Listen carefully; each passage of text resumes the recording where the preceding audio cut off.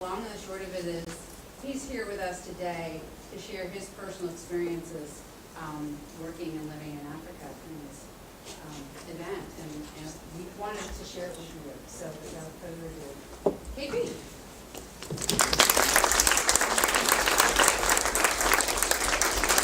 Okay, thank you very much again for this nice introduction. Like Gail said, I was a student here, and when she heard about my work at CDC, she invited me to come here to share my experience with you. Okay, you mentioned about Togo. I'm from Togo, so I left Togo in 2002 and landed at NKU. And when I say to people I went to NKU, they keep asking why NKU, not UK or Michigan. I said, yes, I went to NKU because, like Gail just said, my brother-in-law, Dr. Andy Long, is a professor here.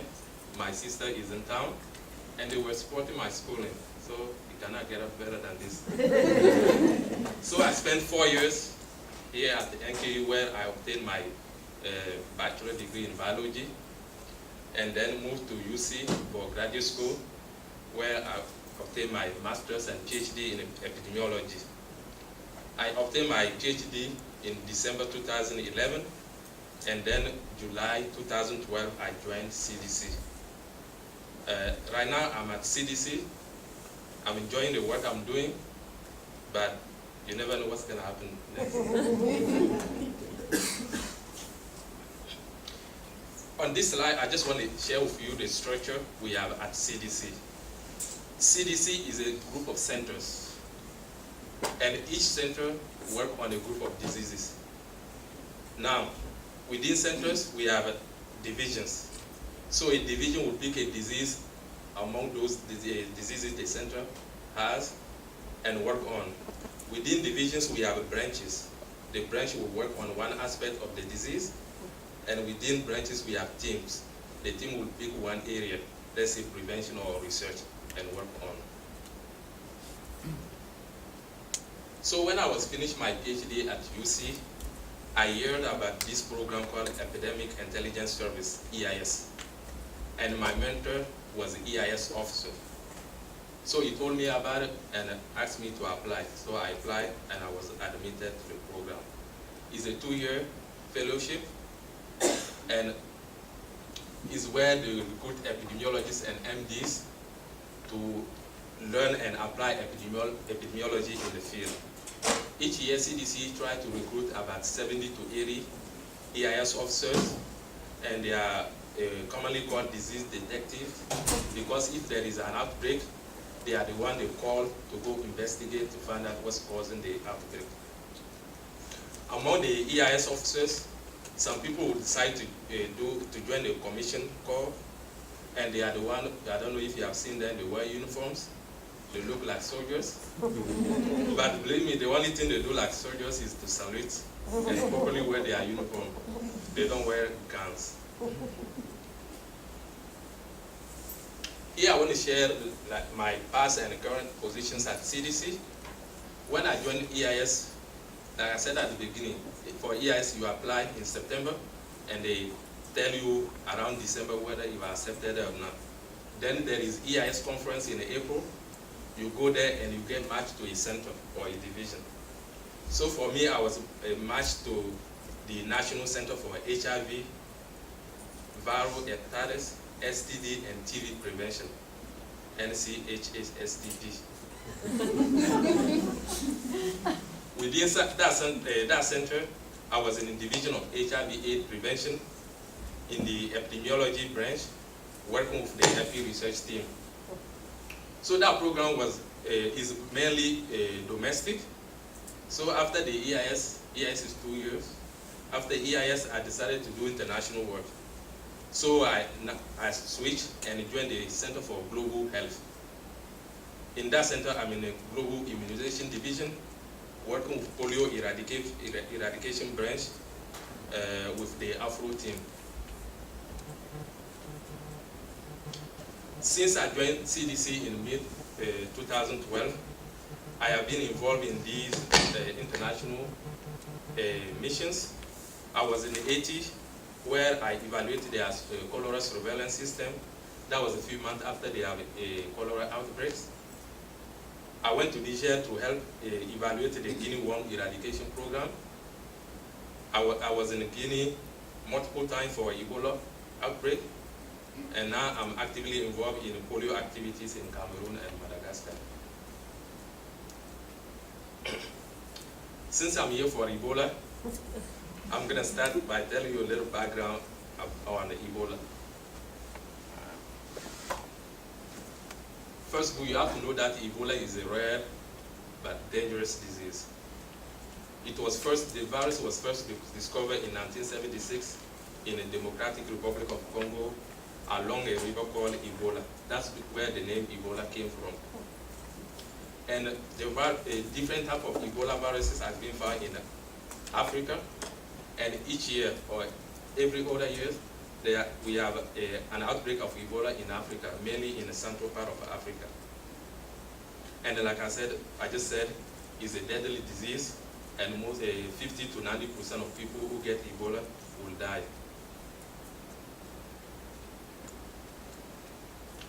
Ebola is transmitted by a direct contact with a sick person's blood or body fluid, contaminated objects like needles, syringes, and clothes, infected fruit, bat, and primate.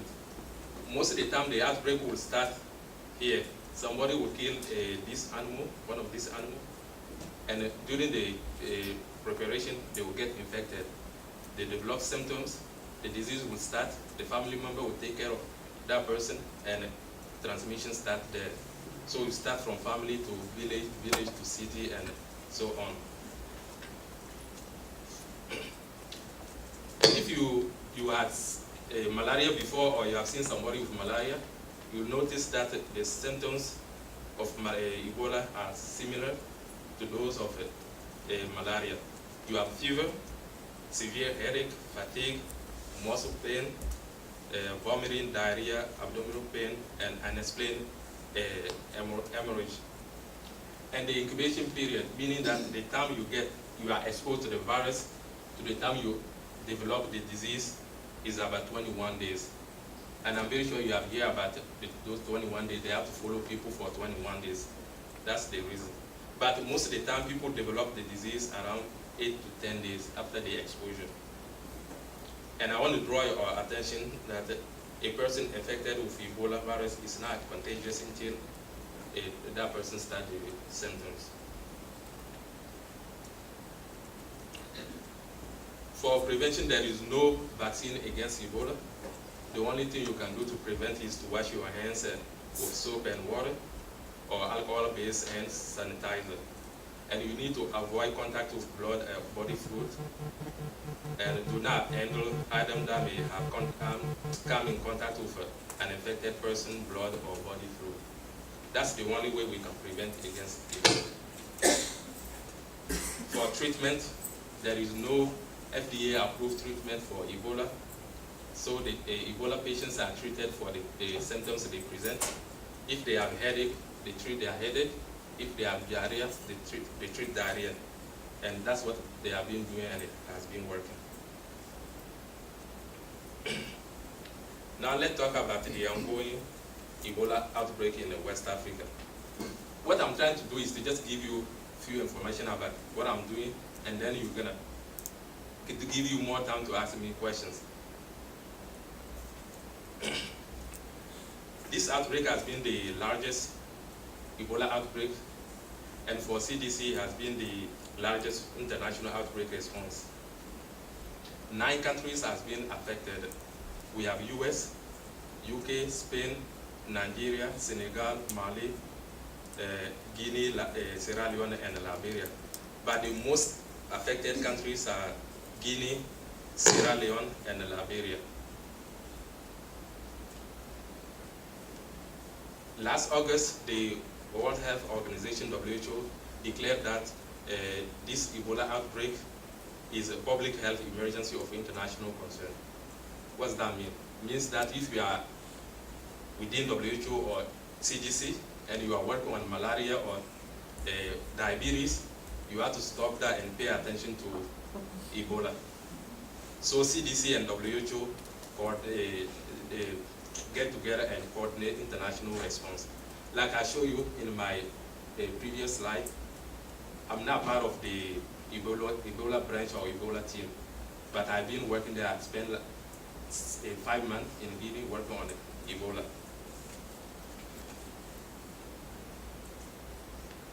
I said that we had an Ebola outbreak in the past in Africa, but why this one is difficult to stop. One reason is the health system in those countries, Guinea, Liberia, and Sierra Leone. The healthcare workers are not paid, so there is a lack of motivation, and there is insufficient treatment centers, bed, medical supplies, and personal protective equipment. So in Guinea, when the outbreak started, they built a treatment center, Ebola treatment center for maximum of 20 patients. And then at one point we were getting about 100 patients. So what happened is that we have to delay their transfer from village to treatment center, or sometimes they come and we let them wait in the ambulances to get a room so they can be admitted. And by doing this, we increase the risk of transmission because we don't isolate patients at the right time.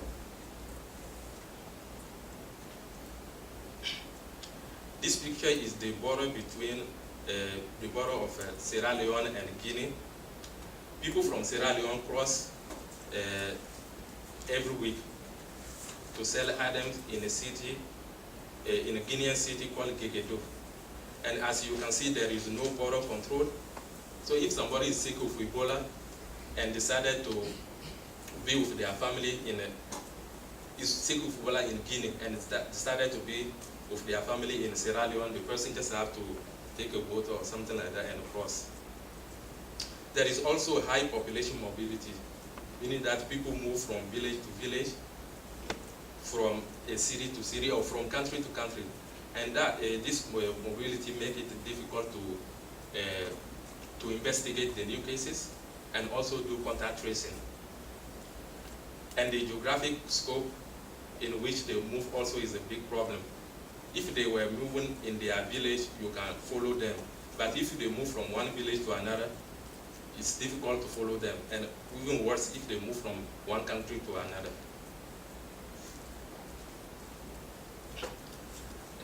We have seen a lot of challenges to this outbreak, but for me the major one is the lack of acceptance among the local people.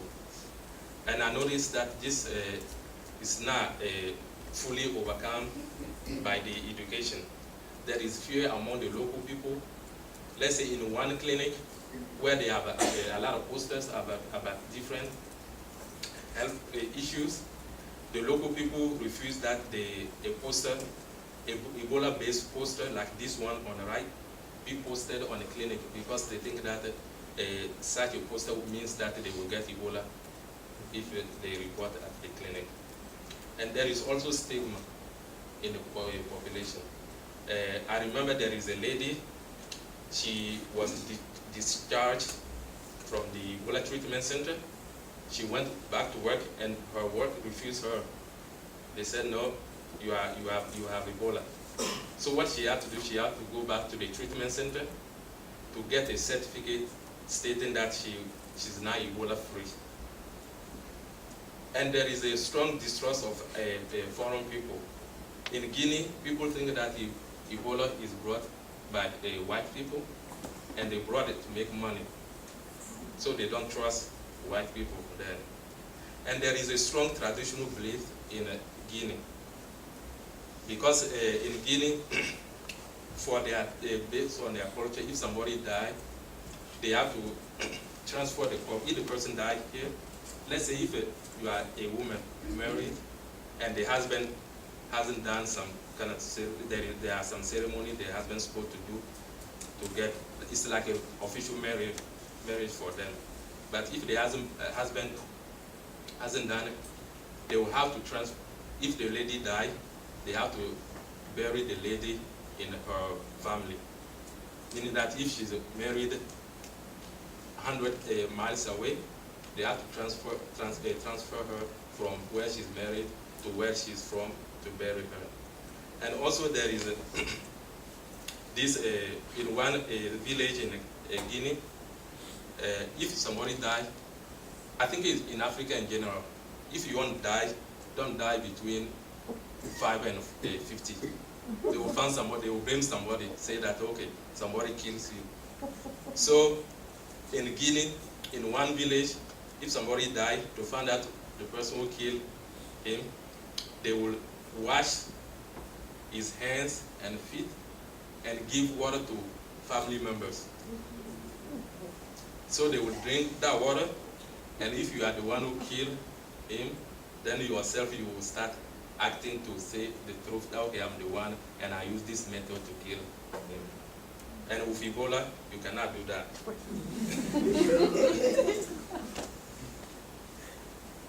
Okay, I decided to show you how we respond to the alert. You know, everything is based on alert. When there is somebody in a village or in a city with presenting the Ebola symptoms, we have health officers in the villages, and also we have something called a community agents. In French we call it agent communautaire, ACs. So the AC will call, or the health officer will call the alert team. We have the alert team. The alert team will evaluate. First, the health officer will evaluate the person to see whether the person meets the Ebola case definition. And if he meets the Ebola case definition, the alert team will contact the Ebola treatment center. And in Guinea, the Ebola treatment center is run by the Doctors Without Borders, Médecins Sans Frontières, or MSF. That's when the person is still alive. If there is a community death, the alert team will inform the Red Cross to go bury that person. So the Red Cross will go bury if it's a death. MSF will go to bring the patient if he's still alive in the treatment center. Both teams will collect samples and send it to the lab. The lab will test. If it's positive, the lab will inform the contact tracing team. The contact tracing team now will go in the village to register the contact and start following them for 21 days. Sometimes the contact tracing team will go for MSF or Red Cross to get a pre-list of contacts and wait for the result, the lab result, before they go there and complete the list. And sometimes, once let's say the MSF went and get a patient who's still alive and put him in a treatment center. After a few days, if that case died, MSF will inform the Red Cross to come get the corpse for burial.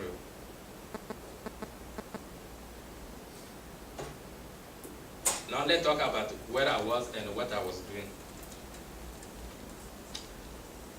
I was first deployed, I was deployed all the time in Guinea. And when I was first deployed in April, almost a year ago, and I was talking to Gil this afternoon about my first deployment. I remember it was we have a EIS conference in April, the end of April, and I was finishing EIS. And if you finish EIS, you have to find a position, whether you decide to stay with CDC or you go in private.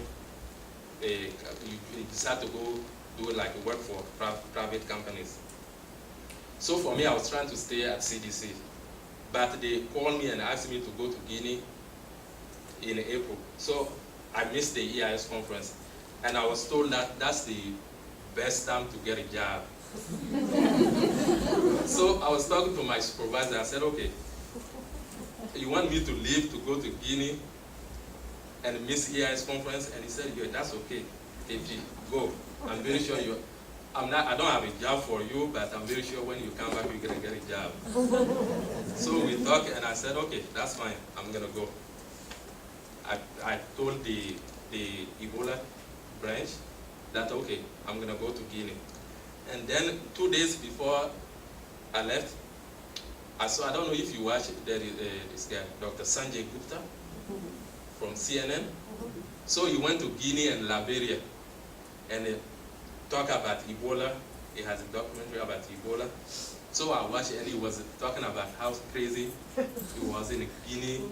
He said himself he cannot even get close to this treatment center because one step more is like he's gonna get Ebola. Then I went back in the office. I couldn't tell my supervisor that, okay, I'm not gonna do it.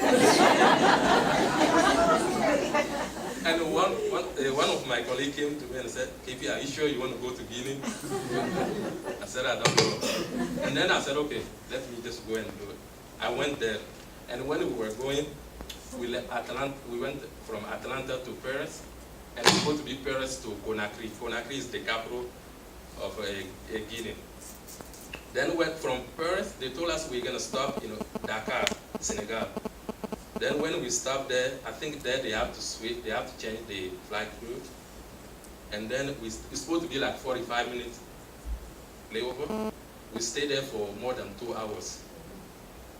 Then like that time the whole plane was full of people from Guinea. So they understood that, okay, there is something going on.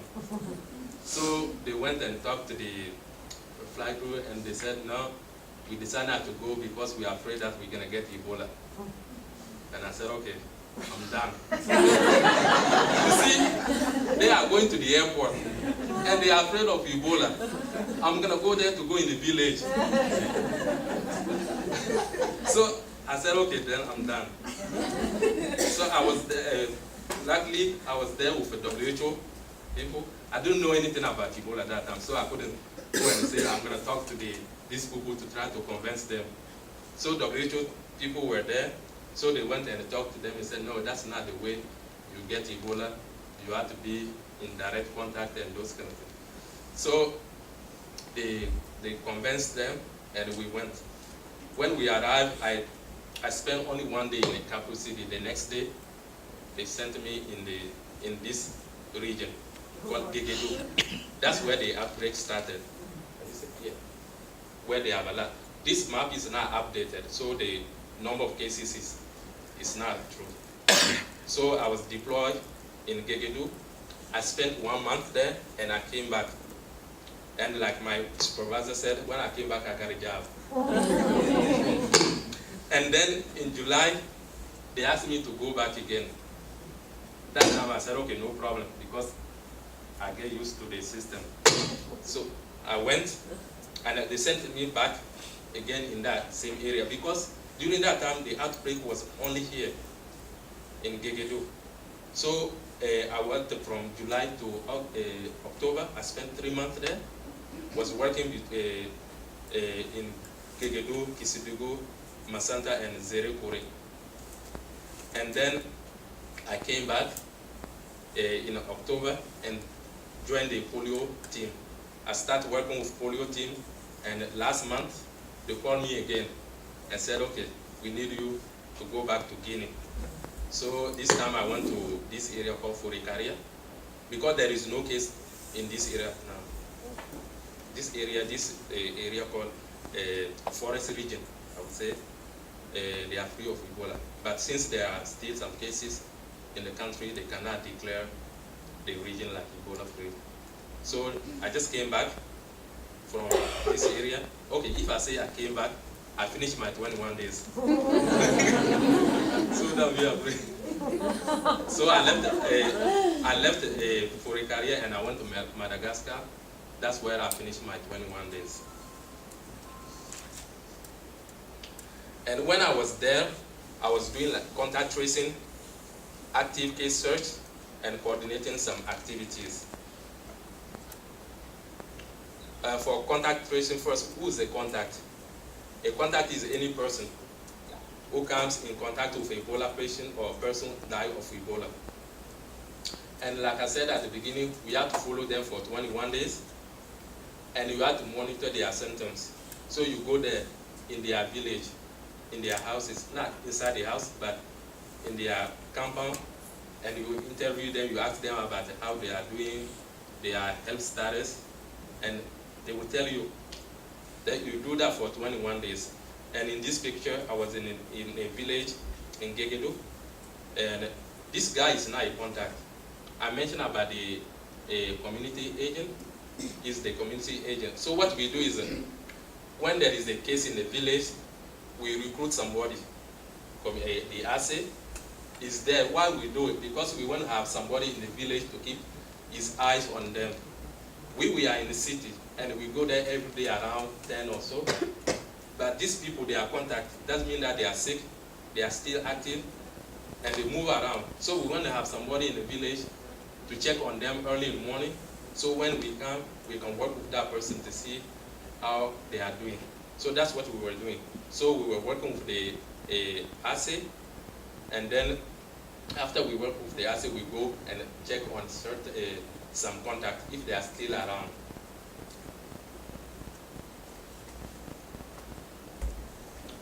So why do we have to do the contact tracing?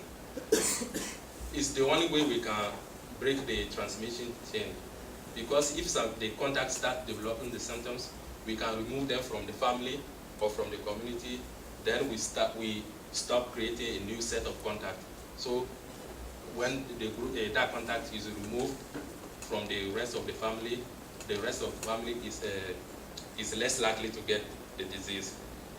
And actually, it's beneficial for the contact, because when they start the symptoms and you remove them at the beginning of the symptoms, they are more likely to survive compared to if they waited at the end and call you. And to do contact tracing, you need a huge manpower, because I just said you need somebody to be in the village to keep his eyes on them, and you have to be going there every day. It doesn't matter how far it is, you have to go there. And if the contacts are spread in different villages, you have to find different teams to go there. I was also involved in a active case search. So in this picture, I was with this, she's a local nurse. I was with her. We went in this village to convince people to tell them about the disease, and try to convince them to report all the sick people they might have. Most of the time they will tell you, okay, we will report. You go, and you ask them if they have somebody who's sick. They will say, no, we don't have it. If we have, we're gonna call you and report everything. You go home, the next day or 2 days later, you get a call saying that, okay, somebody just died in the village. So you go, and the Red Cross is gonna go, they do the test, and maybe the test is gonna be positive. So sometimes they don't tell you the truth. And if you are doing active case search, you have to keep your eyes open. Pay attention to the unusual things. Let's say this bus, I was in the market in Gegedo with a colleague from WHO, Dr. Blanco. We were there eating lunch, and we saw this mini bus came and parked in front of the restaurant, and people came out. I saw that they have in the bus, they have 3 women, and each woman were with about 5 or 6 children. And I told Dr. Blanco, I said, this is not normal. Where are they going? I cannot say that they are going on vacation. In Africa, we don't go on vacation. We don't go on vacation like this. Where are you going to stay? And he said, really?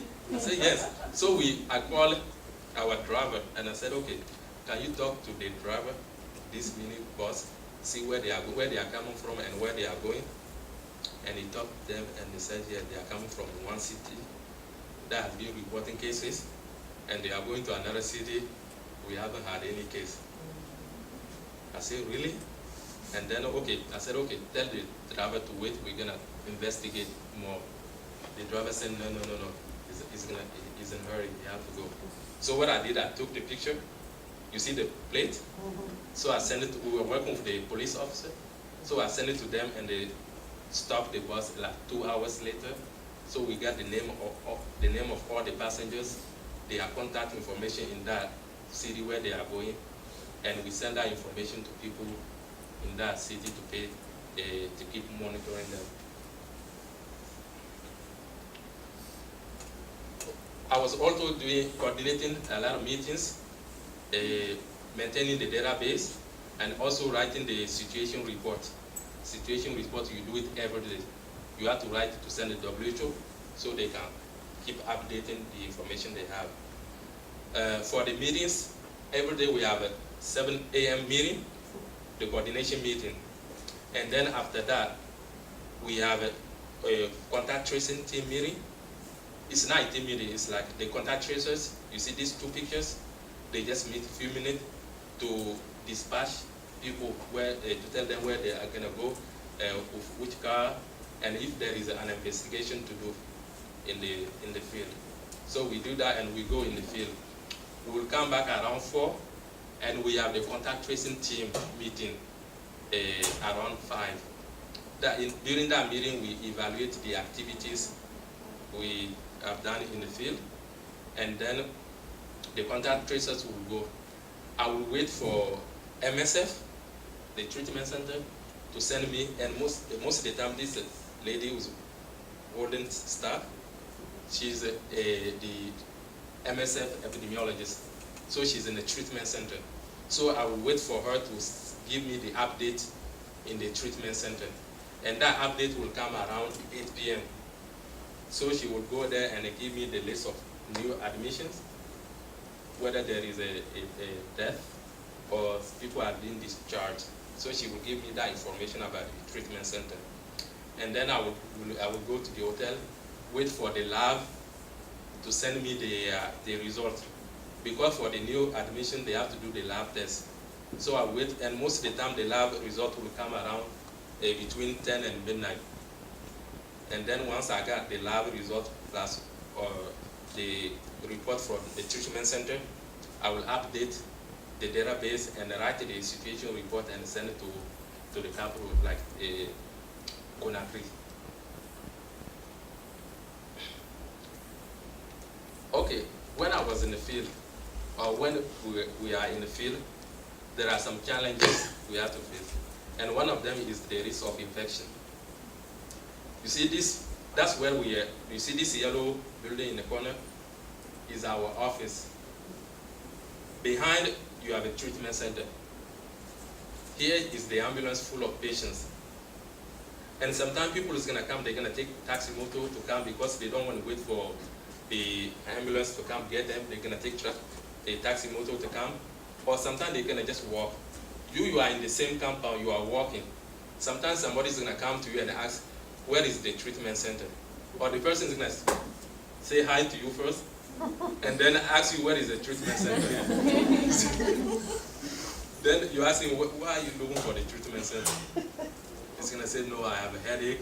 Then you have to think about disinfecting your hands and everything. So we had a risk of infection. And also when you go in the village to trace contact, you know there are contact youth. I just said that contact are not infectious. This is true if they tell you the truth. Because people are good, not telling you what they have. If they start developing symptoms, you go there, you ask them, are you okay? They're gonna say, whoa, I'm fine, no problem. But the next day, they will alert, say that, okay, they have a headache, they have this, and if you ask them since when, they're gonna say 3 days later, 3 days ago. So there is a risk of infection when you are doing this kind of activity. The road conditions. In this picture, you see, to cross this bridge, we have to get up and let the driver do it alone. And we do this, it's not that we are afraid, but we do it to reduce the weight. So we do it. And here, like this picture, if you are stuck like this, sometimes you just have to walk, depending on how far you are from the village. So you walk to the village and finish your work and come back. Now security.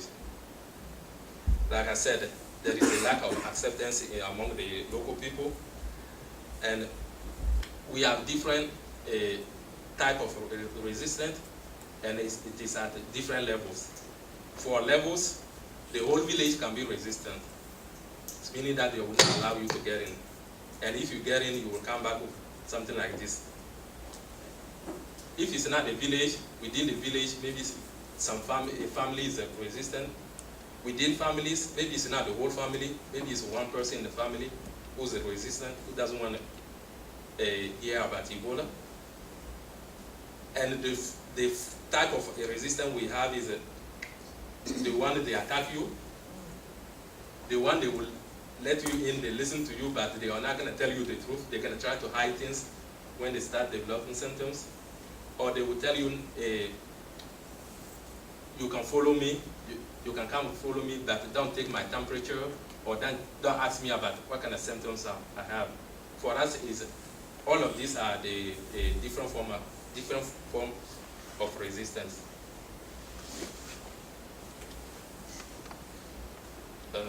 Okay, go back to the resistance. I remember for village level, when I was there in April,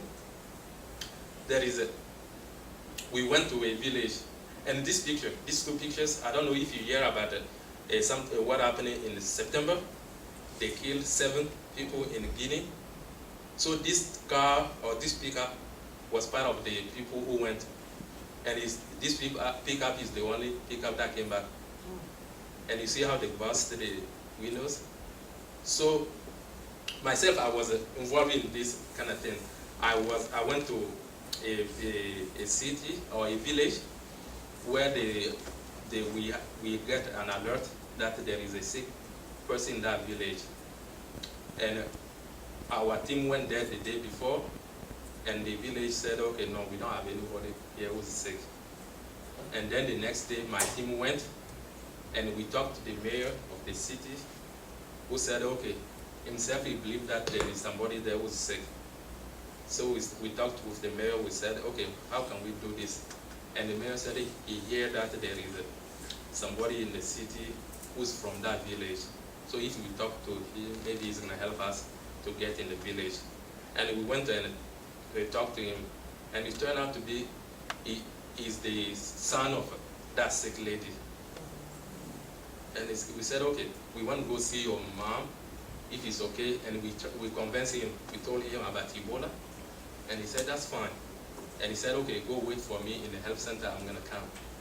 We waited there for about 2 hours. It's not coming. So we called him. When we called, he answered and gave the phone to his sister. When his sister answered the phone, he said, oh, actually, she's not our mom, and she's not in the village anymore. She went to Sierra Leone. We said, okay, that's fine. Where in Sierra Leone? Because we have teams in Sierra Leone. Just tell us where in Sierra Leone we're going to call our team in Sierra Leone so they can follow her. And they said, no, they don't even know where in Sierra Leone. And then she hung up. I told the team, I said, okay, I don't think this is clear. Maybe they are trying to hide something. And I asked the team, I said, let's go in the village. So when we arrived in the village was quiet. Nobody was there. Only the chief came. And we went with the mayor. And normally if you are with the mayor in the city, the mayor is supposed to be well respected. So when we were going, I asked him, is that okay to go in that village? And he said, sure.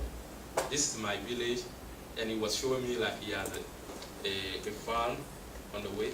So he showed me and I said, okay. And when we arrived, the chief saw him and was very happy. They were hugging and those things. I said, okay, it's going to be easy here.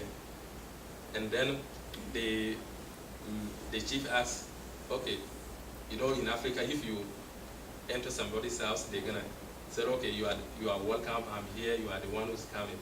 What brings you here? So the mayor said, okay, these people are here to see you.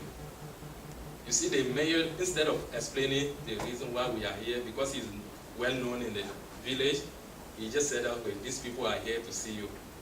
So we have to explain the reason why we are there. And when we did, the chief said, okay, this is the second team. The first team was here yesterday, and we told that team not to come back. We are telling you we don't have anybody here who's sick. And we were trying to convince them. We said, no, we just talked to somebody in the city who said that, yes, the sick lady is mom. And he said no. And then I saw people were coming from the bush with machetes. So they were coming For me, it was around noon. So for me, it's like come back from farm to have lunch and go back. So they came and they were just positioning around. I didn't pay attention. And then one of them, they were speaking their local language. I was with the local lady I showed in the previous slide. And she understood what they are trying to do. And one of them said, okay, put the Mercedes down. For now, it's okay. And then one of them made a call saying that, okay, they are here with a white car, but we will let you know if something happened. And then the lady said in their local, said, okay, thank you very much. We thought you have a sick lady here. Since you said no, we're gonna go, thank you very much. By the time we leave the village to go to the car, their tone changed. They said, okay, we told you yesterday not to come again. Believe me, we ran to the car and they follow us with Mercedes, banging on the car, throwing rocks. And we were able to get up without any injury. Even though I talk about the risks and the challenges about this outbreak, there are some opportunities.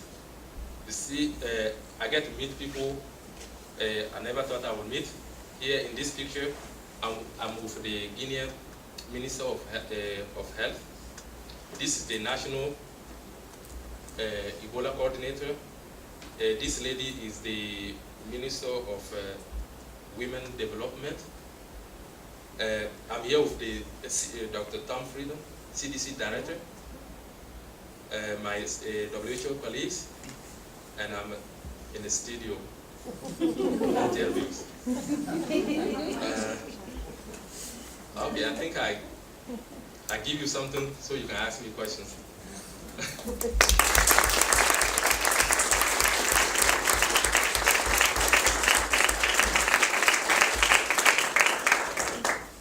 Anybody have any questions for Kate? I know you were talking about security issues that you experienced yourself. Considering the distrust from outsiders, did you find that being from Africa gave you any sort of advantage to work more effectively in the field? Yes. When I was there, let's say if you go in the village, and sometimes we have white people in the car, so we have to leave them in the health center. So for me, the only thing that will draw their attention is the local language. Oh, yeah. So I wasn't afraid, and I can walk in the village until they ask me something in the local language.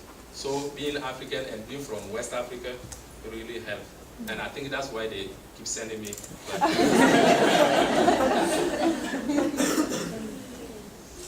Yes. One question is, because you were talking about the traditional beliefs and how, if you're over here, you marry, you have to be taken back to where you came from. How does the Red Cross deal with that burial? Like, if they did have Ebola, how did they deal with that? Okay, what the Red Cross does is they are in Guinea. They are mostly Muslims. So what the Red Cross is going to do, they're going to go and disinfect the body, disinfect the house, then ask them to do their prayers. If they disinfect the body, then the body is not infectious anymore. So they do that. And they have to ask the family first. If the family is okay, most of the time they will say, no, we'll take a risk and bury without disinfecting the body. So the Red Cross have to ask them, disinfect the body and let them do whatever they used to do.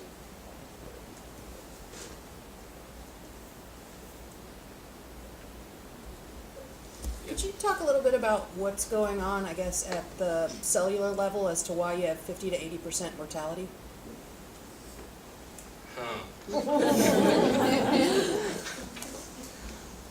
Okay, why we have 50 to 90% mortality is one, there is no treatment, and the virus is they develop very quick, and if you see the symptom diarrhea and vomiting, it's like you are losing your body fluid. So if you are not in the treatment, if you don't arrive in the treatment center at the right time to get the treatment for those symptoms, you will die. So that's why I would say the mortality rate is very high because there is no treatment and the virus multiply very quickly. Even though they try in Guinea, they try to implement a treatment, and that treatment, I forgot the name of that drug. What it does is it blocks, the treatment blocks the virus multiplication. But if it means that to make it work, you have to come with a low viral load. If you come and your viral load is already high, the treatment is not going to reduce, but it's going to start at that level, and that level will still kill you. Yeah.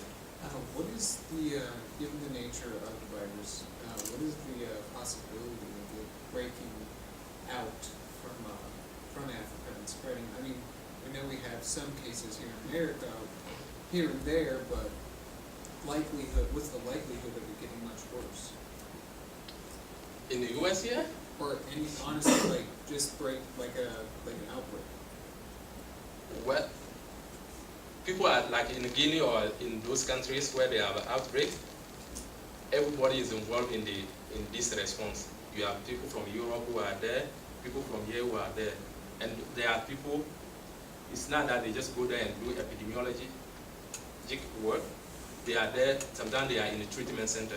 If that person is exposed to Ebola or infected and come to US or other countries, they are more likely to start an outbreak there. But based on the system we have in the US and the developing country, the problem we have in Guinea or other countries in Africa is the health system. I mentioned that the health system is now well established. There is a problem in the health system. But in the other country, if the health system is good, they're going to be able to stop the outbreak rapidly. And I mentioned about the 9 countries. We have Senegal, Mali, and Nigeria. They have cases, but they just stop it in a month or so.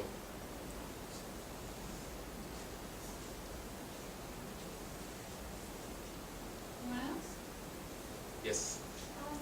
When you were out interviewing people and doing your research, how did you protect yourself? Did you have to wear a mask or anything, or did you just wash your hands? No, that's a good question. Because CDC suggests that you wear the PPE, the person protective equipment, or you just wear a mask. But if you wear that and you show up in a village, you're gonna live there and run. And because I forgot to mention this, in the village, they were asking, I mentioned about the symptoms about Ebola symptoms, and I said that they are similar to malaria. So in the village, people were asking us, he said, okay, I have my brother who had this kind of symptoms last year, and they said it was malaria, and he was treated. Now, the same brother or a different brother is presenting the same symptoms. And now you are coming with 2 cars to pick that brother, and you don't even pick, you put him in the plastic bag. So what's going on? They said, okay, we are here, we don't have health centers, and you are coming with a car to take our patients. It means that you have something, you are gaining something. So for them, they don't believe that, okay, you are doing this for free. So that's why they said, okay, white people are there, brought Ebola to make money. Yeah. So for your question, I didn't wear it. I just have to disinfect my hands once I'm in the village. And I try not to do it in front of them. I just do the work, and once I'm ready to get in the car, I use the disinfectant and wash my hands. Because you don't want to hurt them.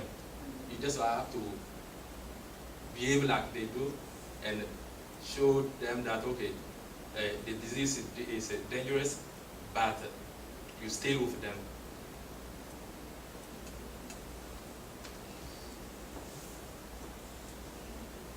Yes. I don't recall whether or not you mentioned if you have plans to go back, or if you are going back in the future for another. For now, I'm busy with a polio work, but you never know. I don't want to go back. It's not because I don't like to go back. Because if I said I want to go back, it means that I want Ebola to still be there. So I don't want Ebola to be there when I'm ready to go. So for now, I'm working on polio, and if the Ebola is still there and they ask me to go, I will go. But I hope they get rid of it before I decide to go. Do you see the healthcare systems in these countries being brought up and improved so that they are able to stand without help in the future? Because that's what seems to have led to a lot of the problem, is that they were not able to stop the disease early. Yes, yes. WHO and CDC, maybe CDC, let's say in Liberia, they went there, and the US Army, they went there and helped them to rebuild their health system. In Guinea, they are building a hospital, and now we are training the local people to be able to respond to this outbreak if it comes back again. And also, it's not only these 3 countries, the neighboring countries, even though they don't have cases, they are trying to build their health system to make sure that they are ready for another outbreak.